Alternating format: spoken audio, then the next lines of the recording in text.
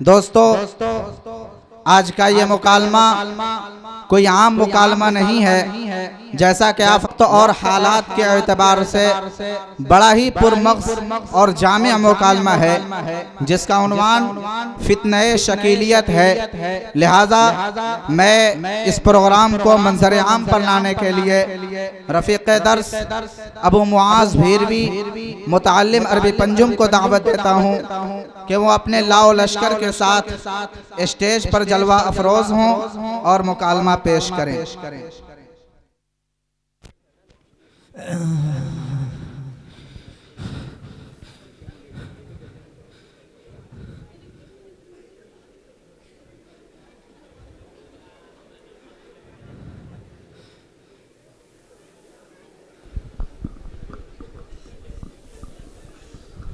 अस्सलामु अलैकुम चाचा जान। वालेकुम अस्सलाम बेटा। खैरियत से हैं? बहुत ही ज़्यादा परेशान नजर आ रहे।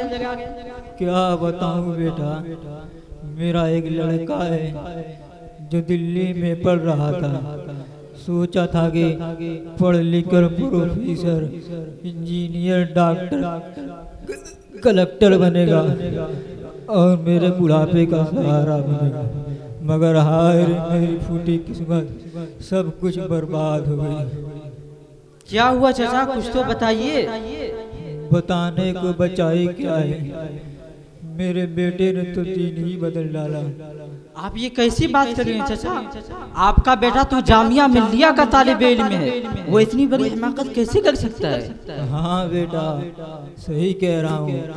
अगर तुम्हें यकीन नहीं है तो खुद ही चल कर मिलो।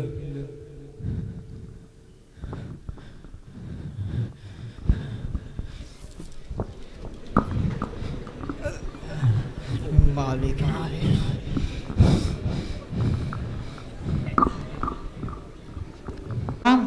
कौन है भाई? आपको पहचाना नहीं?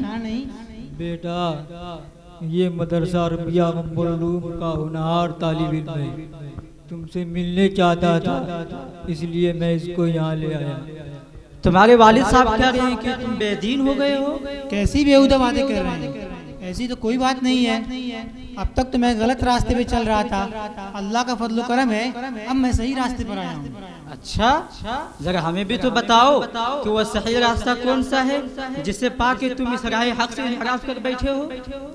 अरे तुम्हें पता नहीं कि मसीह मऊद मेहदी आखिर ज़मां तशरीफ ला चुके हैं, जिनकी कुरान में जा वजह बशारत आई है, और अल्लाह का फजल करम है कि मैं उनके हल्के से वाबस्ता हो चुका हूँ और उनके हाथ पर बैत भी कर चुका हूँ। क्या कह रहे हो भाई? कौन जाहिर हो चुका है? कहाँ जाहिर हो चुका है? कहाँ मुलाकात हुई? और आपने किन अलामात की बुनियाद पे पहचाना कि वो मसीह मऊद और महदी आखिर ज़मां है? देखिए, मैं भी नया बैत हुआ हूँ, मुझे हजरत के बारे में पूरी तरह वाकिफियत नहीं है। आप इनसे मिलें। ये मेरे दोस्त जनाब खालिद साहब हैं, ये हजरत के हवारीयीन में से हैं और हजरत की पूरी सवानें इनको मालूम है। और हजरत के उलूम मारिफ में से एक हिस्से को मसीह मऊद और मेहदी आखिर ज़मां की सदाकत पर बिल्कुल यकीन हो जाएगा। अच्छा खालिद साहब, तो आप ही जरा हमें हकीकत वाक़िया से रोशनास करा दीजिए। मसीह मऊद महदी आखिरुज़्ज़मां का पूरा नाम मोहम्मद शकील बिन हनीफ है, जो सूबा बिहार के ज़िला दरभंगा से ताल्लुक़ रखते हैं, जो बैक वक्त ईसा भी हैं और महदी भी हैं। लेकिन हदीस में तो महदी मऊद का नाम मोहम्मद बिन अब्दुल्ला आया है और उनके बारे में ये आया है कि वो मदीना मुनव्वरा में पैदा होंगे। नीज़ वो हज़रत फातिमा रज़ी अल्लाह अन्हा की औलाद से वालिद की तरफ से हसनी, वालिदा की तरफ से हुसैनी सैयद होंगे। हज़रत महदी 40 साल की उम्र में मक्कतुल मुकर्रमा में ज़ाहिर होंगे और मुसलमान उनको बैसराल खलीफा बनाएंगे, न कि वो खुद खिलाफत का ऐलान करेंगे। और अगर आप उनको ईसा कहते हैं तो ईसा अलैहिस्सलाम की कुनियत इब्न मरियम है, जिनको जिंदा आसमानों पर उठा लिया गया था। और सही रिवायत के मुताबिक आप दमिश्क के जामे मस्जिद के मशरिकी मीनारे पे नुज़ुल फरमाएंगे। और ये सब बातें तो आपके शेख में नहीं है। रुको जरा, सबर करो, मैं तुम्हें सारी बातों का जवाब देता हूँ और तुम्हें खुशखबरी देता हूँ कि ये सब आलामात ज़ाहिर हो चुकी हैं। जहाँ तक नाम का मसला है तो हदीस में आया है कि महदी मऊद का नाम आप सल्लल्लाहु अलैहि वसल्लम के नाम पर और उनके वालिद का नाम आप सल्लल्लाहु अलैहि वसल्लम के वालिद के नाम पर होगा। और चूँकि हमारे हज़रत का नाम मोहम्मद शकील है इसलिए आप सल्लल्लाहु अलैहि वसल्लम के नाम के साथ मुमासलत हो गई। और अब्दुल्ला से आप सल्लल्लाहु अलैहि वसल्लम के वालिद माजिद का नाम मुराद नहीं है, बल्कि आप सल्लल्लाहु अलैहि वसल्लम के जद्दे अमजद हज़रत इब्राहीम अलैहिस्सलाम का लक़ब हनीफ मुराद है। इसीलिए हमारे हज़रत का नाम मोहम्मद शकील बिन हनीफ है। और रहा आपका मदीना में पैदा होना, तो मदीना अरबी ज़ुबान में शहर को कहते हैं, इससे कोई भी शहर मुराद हो सकता है। और यहाँ पर शहर से मुराद दरभंगा है। मक्का तो मजासन बोल दिया गया है, इससे कोई भी पाकीज़ा जगह मुराद हो सकती है। यहाँ पर मक्का से मुराद लक्ष्मी नगर है। और जहाँ पर हदीस में हज़रत ईसा अलैहिस्सलाम के नुज़ूल की बात आई है वहाँ पर मुतलक़न उतरना, वहाँ पर नुज़ूल से मुतलक़न उतरना मुराद है, हाँ वो ट्रेन से उतरना हो या हवाई जहाज़ से। और हमारे हज़रत के आने से ये पता चल गया है कि यहाँ पर ट्रेन से उतरना मुराद है।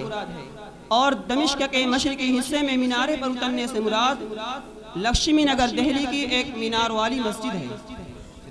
देखो भाई साहब, ये जलेबी की तरह सीधी बातें मुझे समझ में नहीं आ रही।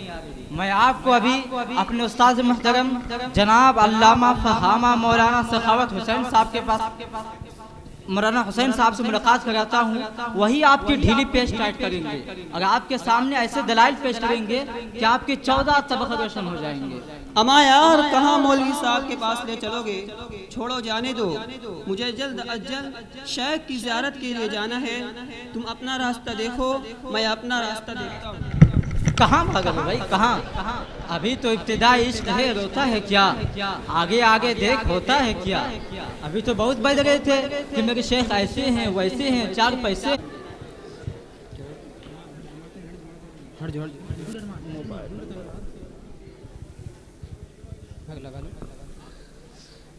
पंचानवे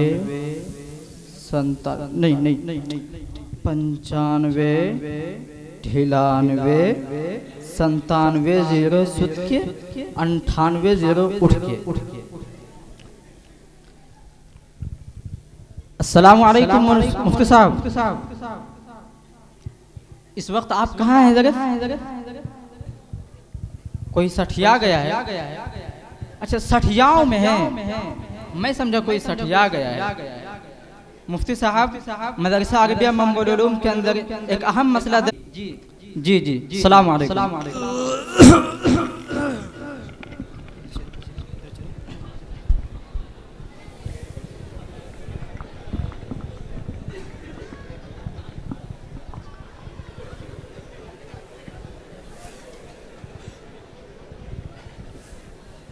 अस्सलाम वालेकुम मुफ्ती साहब। वालेकुम अस्सलाम व रहमतुल्लाहि व बरकातहू। बताओ भाई कैसे आना हुआ और ये दोनों आप लोग के साथ कौन है? हजरत ये मसीह मऊद और महदी आखिर ज़मा का झूठे दावेदार शकील बिन हनीफ का मुरीद है। मैं इनके शेख के झूठे दावे की तरदीद कर रहा था तो इसने मेरे दलीलों को बेहसियत बना दिया। मैं इसके सामने हकाइक पेश करता रहा और इसने तावील पे तावील करके मेरी दलीलों को बहसियत बनाता रहा। मैंने सोचा क्यों ना इसकी मुलाकात आपसे हो जाए ताकि ये जलालत के अंधेरे से निकल के हिदायत की रोशनी में आ सके। अरे तुमने तो बहुत ही अच्छा काम किया जो इन लोगों को यहाँ ले आए। देखो बेटा, जिसे तुम मसीह मऊद और महदी आखिर ज़मा कह रहे हो, यह हकीकत में एक मक्कार और धोखेबाज आदमी है। ये शख्स सूबा बिहार के दरभंगा जिला में उस्मानपुर गांव का रहने वाला है।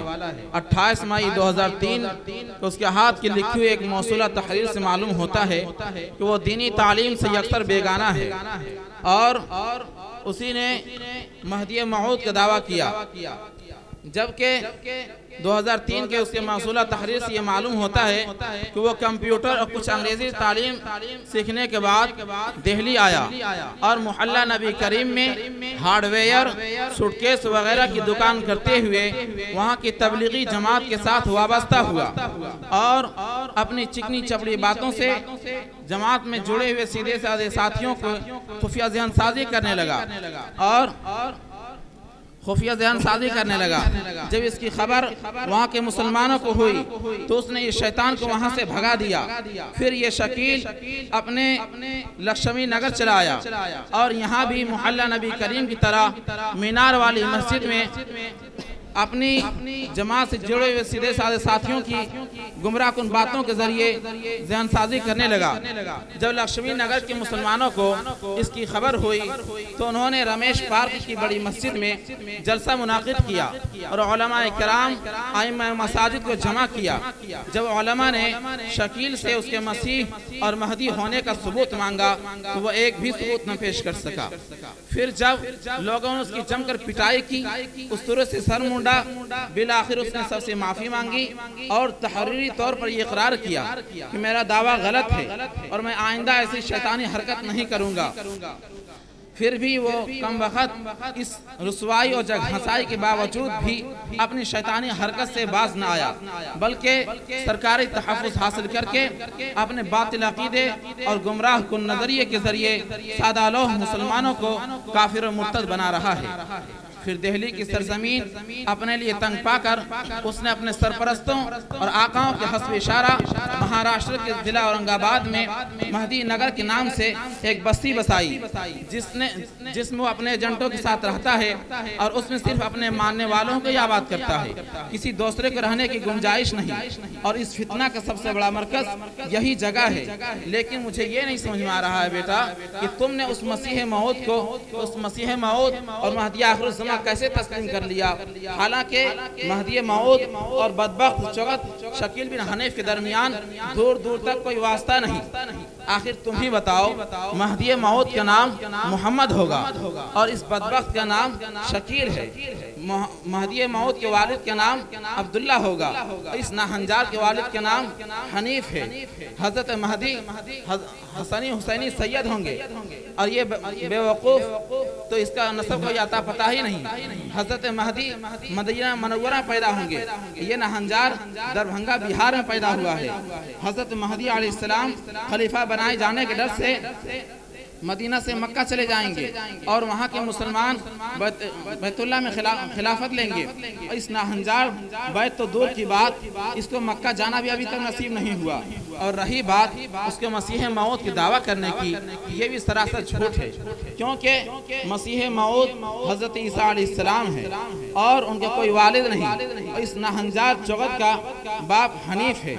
हजरत ईसा अलैहिस्सलाम कुर्बे क़यामत में दिमश्क में आसमान से उतरेंगे और ये से दिल्ली आया और दिल्ली में ट्रेन से उतरा है। हालांकि तुम ही बताओ, इतने वाज़ेह दलाइल के बावजूद भी अगर तुम्हें नहीं समझ में आ रही मेरी बातें, बताओ मैं वज़ाहत के साथ कुरान और हदीस से दलील पेश करूं? नहीं हजरत, मुझे सब कुछ समझ में आ गया है। अल्लाह का लाख लाख शुक्र है कि उसने मुझे आज आपके जरिए बचा लिया, वरना मैं तो आखिरत में आदाब का मुस्तहिक हो जाता। नाऊज़ु बिल्लाह। जी हजरत, मुझे भी अच्छी तरह समझ में आ गया है। अब मैं चाहता हूँ कि आप हम दोनों को तजदीद ईमान के लिए दोबारा कलमा पढ़ा दें। चलिए तजदीद ईमान कीजिए। बिस्मिल्लाहिर्रहमानिर्रहीम। समझ गए ना चाचा? ये तो अल्लाह का फजल करम हुआ कि आपकी मुलाकात मुझसे हो गई और मैं आपको मुफ्ती साहब के पास ले आया।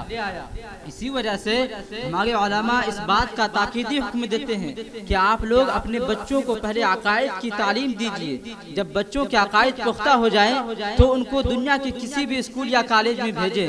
इंशाअल्लाह वो किसी ज़लालत व गुमराही में मुब्तला नहीं होंगे। हाँ बेटा, मैं इंशाअल्लाह अपने पोता और पोती और गांव के बच्चों को बुनियादी तालीम दिलाने की पूरी कोशिश करूंगा। सलाम।